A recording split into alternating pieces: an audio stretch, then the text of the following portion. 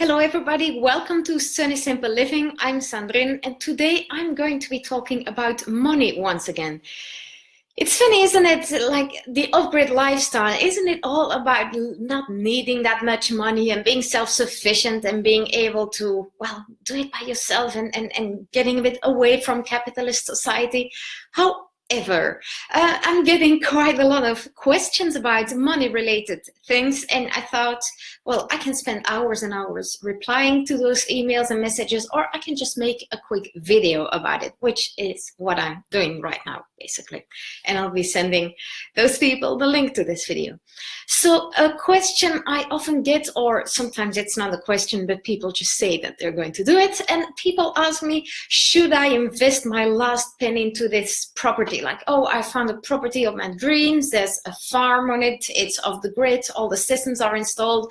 But if I'm going to acquire it, it's going to cost me every last penny I have. Should I do it? And how much money? That's a question that often follows. How much money do I need to survive after that? If I'm able to live off that farm, if I'm all self-sufficient, etc., how much money do I need to survive when I live off the grid? Now, I don't have the answer. Like, I have an opinion, of course, but everybody has their own opinion about things. But I have a few thoughts that I wanted to share with you. First, well, yeah, my main opinion is if you have to invest your very last penny into acquiring a property, just don't do it, because there's always things that happen. Like your car can break down. Like my husband had a big accident with a car 2 weeks ago. A car is completely ruined, never coming back. My husband is kind of okay now, but he's still a bit in shock. But still, that's a big cost, right? That's something you need to keep in mind. Things like that happen.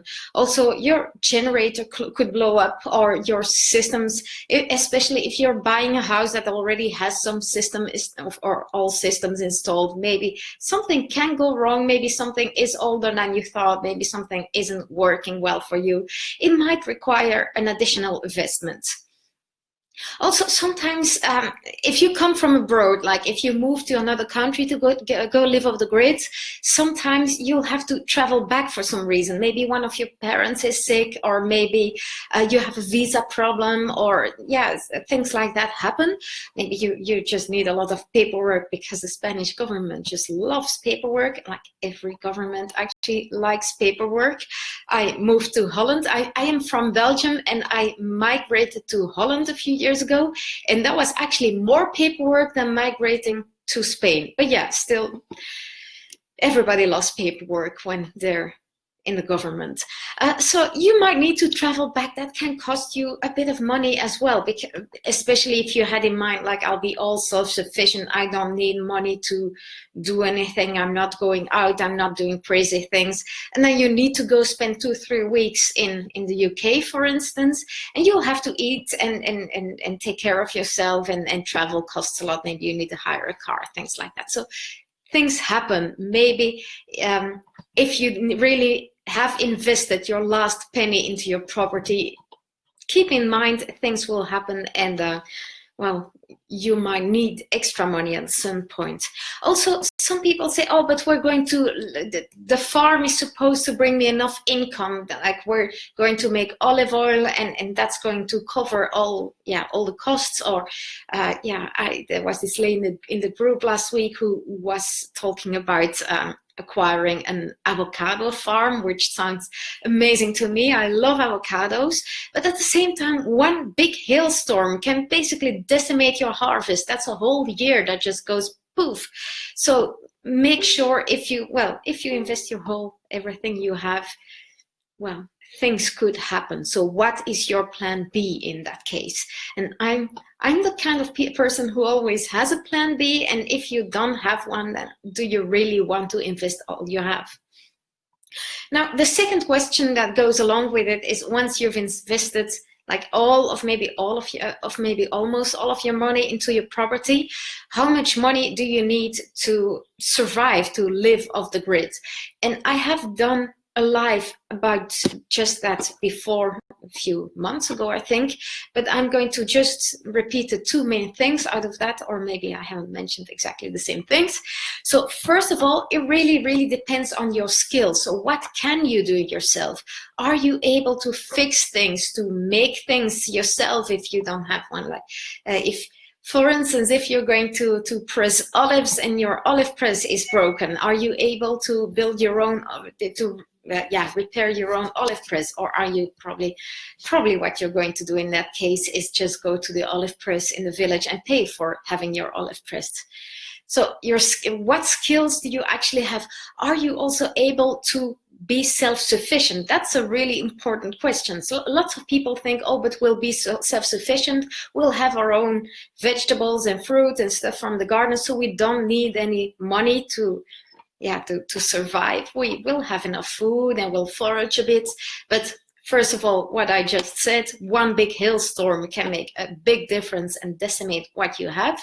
But also, your skills are really important for that. Like, how experienced are you? You may make a lot of mistakes in the beginning, and like what I did basically, we are growing lots of things, but not everything is going well. And also, I used to grow things in Belgium and in Holland. Not that much in Belgium, actually, mostly in Holland. We had our little city garden. And moving to Spain, it's a whole different thing. Suddenly, July and August in Holland, that's when you really have to grow things, because that's when you have the right temperatures and stuff.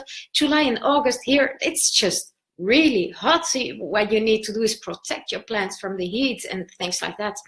So yeah, you can make beginner mistakes and things like that, but also don't forget that investing into become self-sufficient. So you may think, oh, I'm going to grow a garden, but starting that garden is often not cheap unless there is already the perfect patch with perfect soil on it.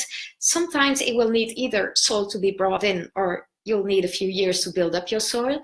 There will also be things like seeds and trees and things like that. It's not really expensive, but if you just spend your last penny on buying the farm, it's probably more than you can afford. So that's one thing. What are your skills? What can you actually do?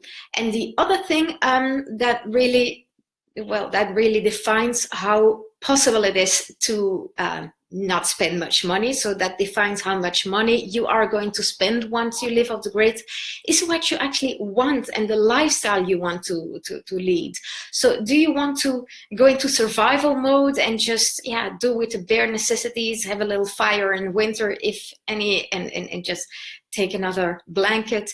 Or what do you want? What do you need? Do you want to be able to do you want a big kitchen? Things like that. So if you, like, I wanted really to be able to do some canning and to prepare the food I was growing from the garden, but that does require a big kitchen. That does require quite a lot of stuff I have to buy. And so all these things that really makes life off the grid a bit more expensive, because on the whole it is actually super cheap if you are able to grow some of your vegetables, if you are able to be at least a tiny bit self-sufficient. Living off the grid doesn't have to be expensive, but there's always these extra little things, right? So one piece of advice I would actually give, and that's just out of my own experience. So if you are here, if you're watching this now live or at a later time, do tell me in the comments, what do you think about this? Do you think people should invest their last penny into buying a farm and just become self-sufficient from then? Do you think that is possible? How much money do you think people need each month or each year in order to survive? Like a friend of ours, he made the calculations, and he calculated for himself he would probably need 10 to 12,000 euros a month, a year. I mean, of course, a year, in order to live well, and that is to buy everything he needed, etc.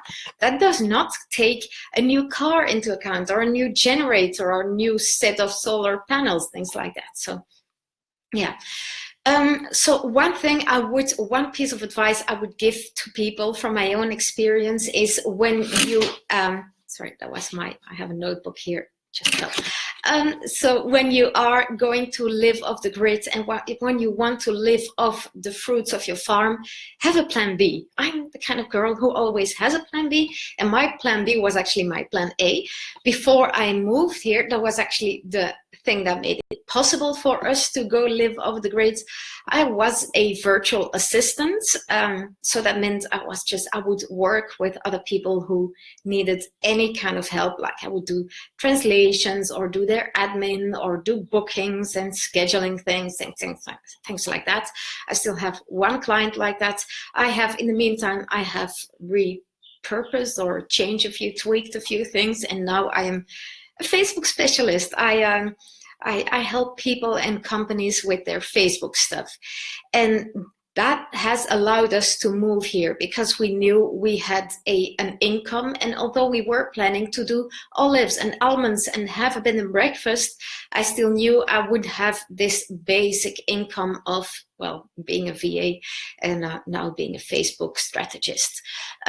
So that is a really important thing. I would advise to everybody to have something like that as a backup. Especially, I hear a lot of people as well who say, we're going to start a camping, or we're going to start some rural tourism of some kind. And some people even think they can do that without any kind of license. So yeah, you can do that, but it is a safe thing to have a backup plan, or to have something you're doing just to make sure you also have some income in winter, or just to make sure if, for instance, you have some problem with licenses or with any kind of problem, actually, you still have an income. So I would definitely advise try to find some type of online job or something on the side that can make you recurring income, basically. And as a matter of fact, I'm actually doing this video a tiny bit too soon because I am in the middle of writing a blog post about that, about many things you can do to make a living off your farm or a homestead or whatever. So I'm in this little group of online entrepreneurs called the Farmish Collective, and our aim is to help other people in farmish situations, and that means living on a farm, on a homestead, off the grid, that kind of thing.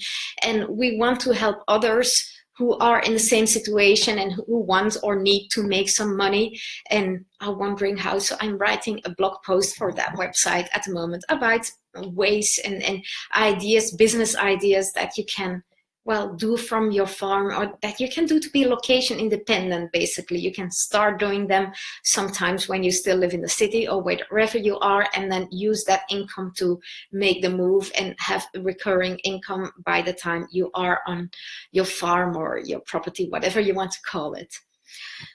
So that is kind of everything I wanted to share. It's a bit longer than I thought it would be. I just wanted to answer a few questions I had in the mail, like in the questions, where should I really be spending my very last penny on buying this farm? And once I've done that, how much money will I actually need to survive, and how do I make that money?